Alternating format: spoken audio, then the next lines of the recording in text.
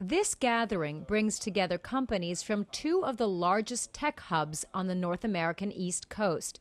They have joined forces in a new collaboration that could give Silicon Valley a run for its money. Our goal is really to help our companies accelerate their growth, better connect them to corporates, investors, talent in each of our ecosystems, and build a collaborative relationship between Toronto and New York City. The collaboration is centered around Grand Central Tech, a 9,300 square meter space in New York that is home to more than 100 startups, and Toronto's largest tech incubator known as Mars.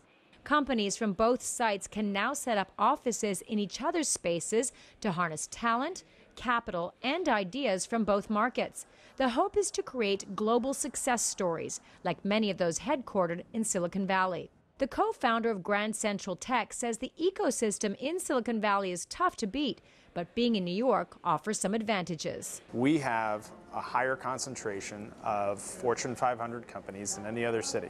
And as a result, there exists an opportunity to turn that into a competitive advantage for startups who locate themselves here.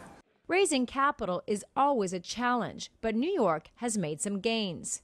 In the third quarter of this year, New York startups attracted $4.2 billion in venture capital funding, surpassing the San Francisco area's $4.1 billion. More than half of the New York funding went to one company, WeWork.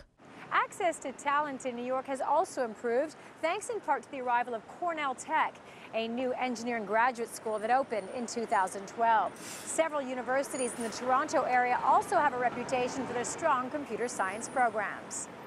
Harrigan says Toronto and New York have another edge, a diversity of sectors. So I think increasingly startups are realizing that being in less of a monoculture, let's call it, than San Francisco might be advantageous in terms of enriching their perspective on what they're trying to accomplish.